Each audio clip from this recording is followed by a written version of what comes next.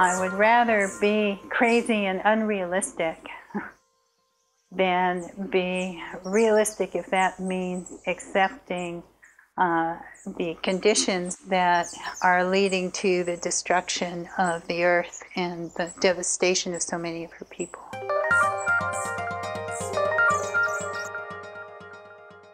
I have had no teacher bigger than the seed.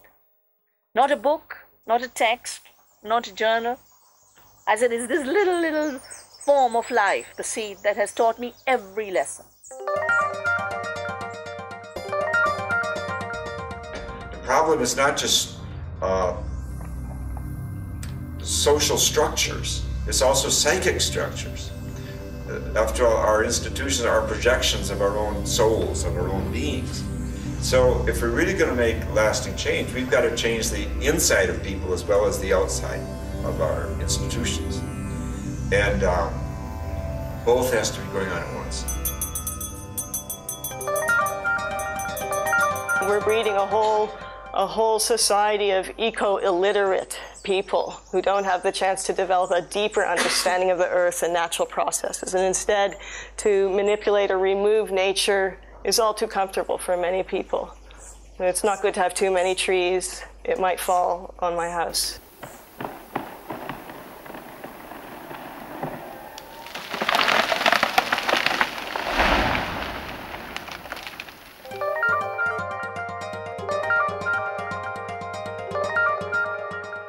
To suddenly be in a position where we're being called forth to address an issue of this magnitude, you know, I just think it's a tremendous privilege. And it can also be very upsetting.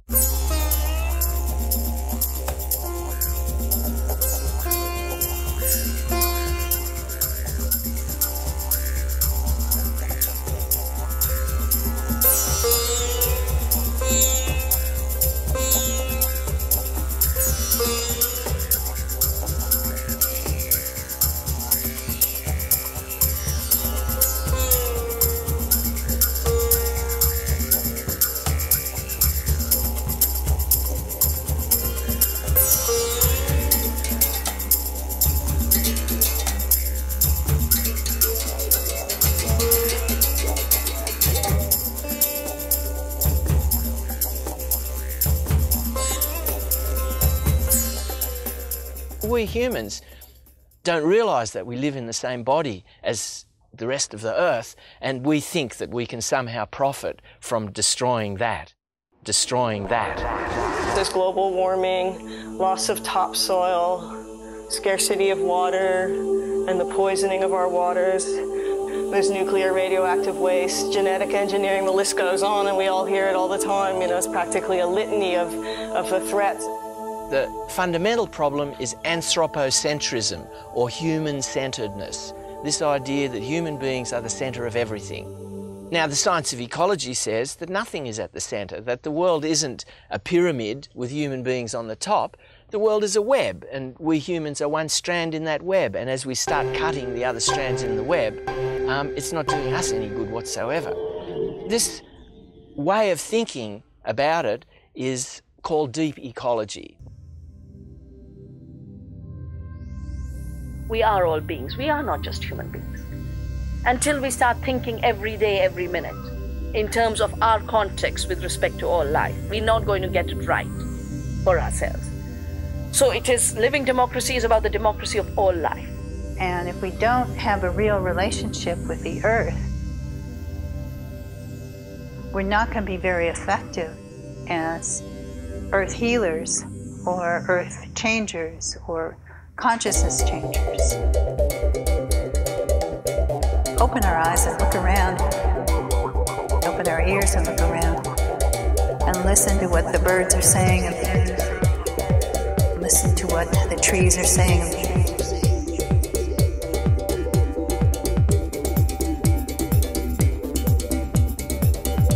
Listen to what the earth is saying. Listen to what the earth is saying.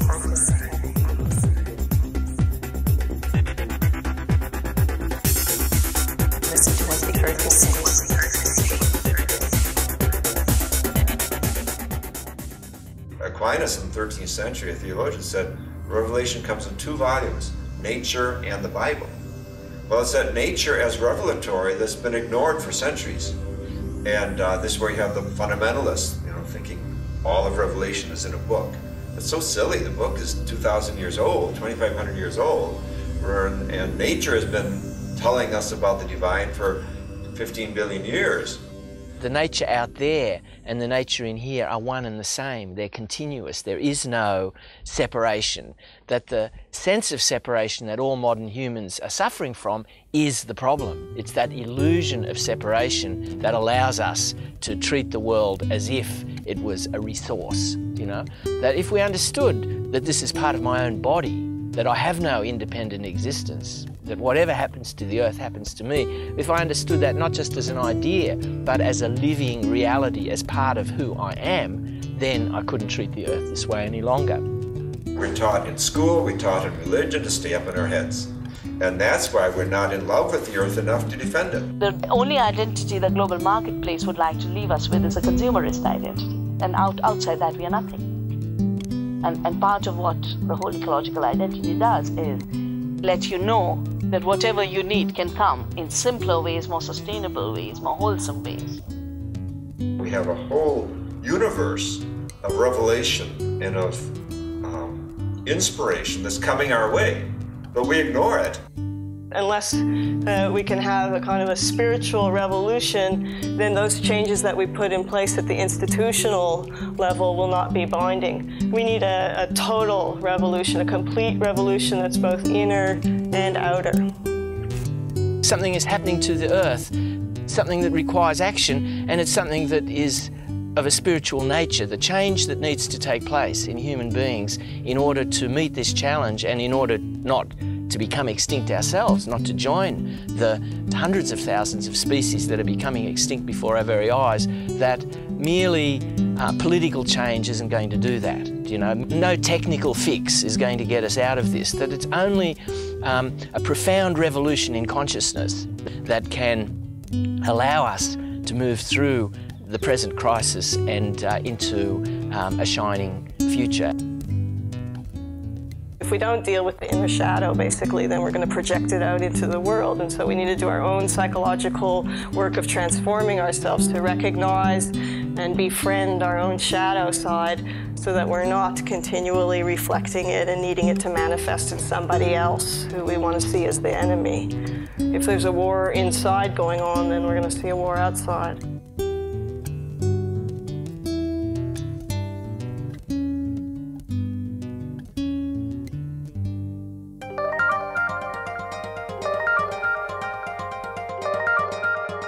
What is the nature of this change that we need to make, and how are we to go about it? What can we do in order to invite this change in ourselves, in our associates, in our communities, and in our world?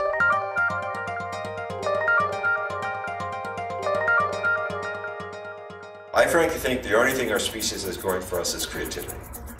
That's why we need schools, we need educational systems and worship systems that awaken creativity, that encourage creativity. We don't have the answers. We have some, we don't have that many, but what we do have is the power of creativity and imagination to come up with answers. To have a vision of a world where communities actually have control over their own resources, where we solve problems and solve issues by using local sustainable resources and people's ingenuity and people's creativity instead of massive amounts of capital and money and fossil fuels and force. At the core of our being is a 15 billion year history that we all share, and the elements of the universe that are in us all, irrespective of whatever external diversity and differences there are. And that is where ritual is such a powerful way to get people to change. And not just as individuals, but communities, groups of people.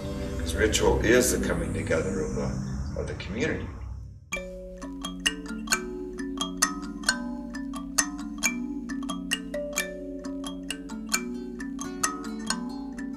Joanna Macy and I had developed this new form combining deep ecology with her work in despair and empowerment, which we called a council of all beings.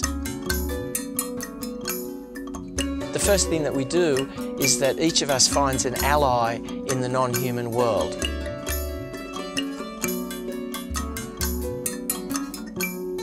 Human beings, right from the word go, not just modern human beings, have this tendency to disappear into our own concepts of the world and forget about the actual world that we come from. We need these reminders on a regular basis as to who we really are and all our relations. It was impossible to find a single example of an Indigenous culture, an intact Indigenous culture, that didn't have ceremonies like this, that everybody found some reason to practice ceremonies where the human community acknowledged our interconnectedness with the rest of the Earth community, and through acknowledging that in a ritual manner, nurtured that interconnectedness.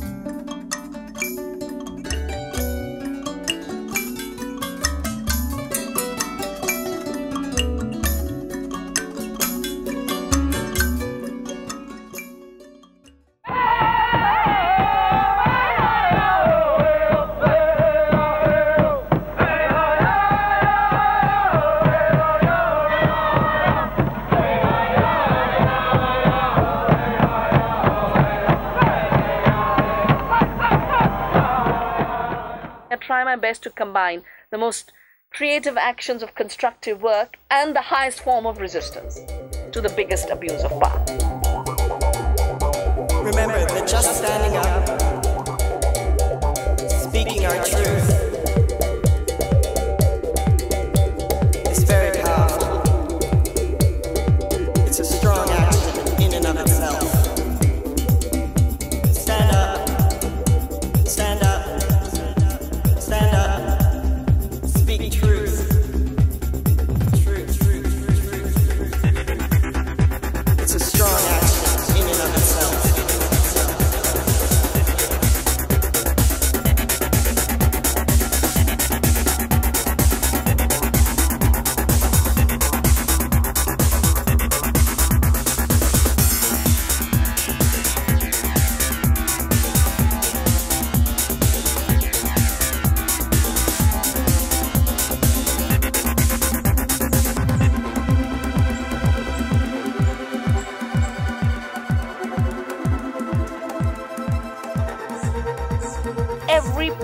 Every day is meaningful in and of itself. You know, the end is not Monsanto, the end is the seed here on the farm. And Monsanto is a byproduct. And I'm sure if we can save the seeds here, and we can save our cultures, and we can save our values, and we can save our solidarity, then we've already defeated Monsanto. I think what needs to happen in our species today is we all have to fall in love all over again. And we have to de-anthropocentrize this experience of falling in love. We have to fall in love with the trees and with the animals and with the earth, the stars, with our existence. A couple of years ago we started the I Love George Bush campaign just to make that point. But it's difficult. There's a man who goes down to the beach and sees a man there, the tide's going out, and he's picking up starfish from the beach and throwing them back into the ocean, and this guy looks at him and he says, "What are you doing? There's millions of starfish on the beach, and they're all going to die, and you're throwing a few of them back in, before the tide." And as the man picks up the next one, he says, "Well, it certainly matters to this one." Yeah?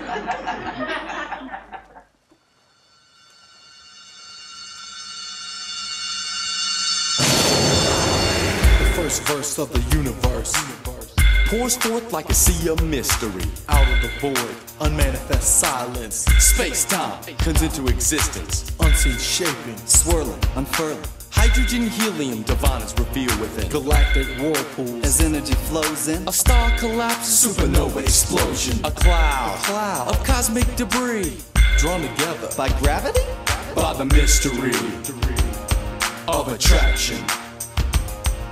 Primordial bonding, universe action. stardust swirling, swarming gases, organizing and forming masses. See, the sun's the one that spun the 9 others, gave birth to Mother Earth and her sisters and brothers. Mercury, Venus, Mars and Jupiter, Saturn, Uranus, Neptune and Pluto. Everyone is the sun. The sun is the one. Everyone is the sun. The sun is the one. Everyone is the sun. The sun is the one.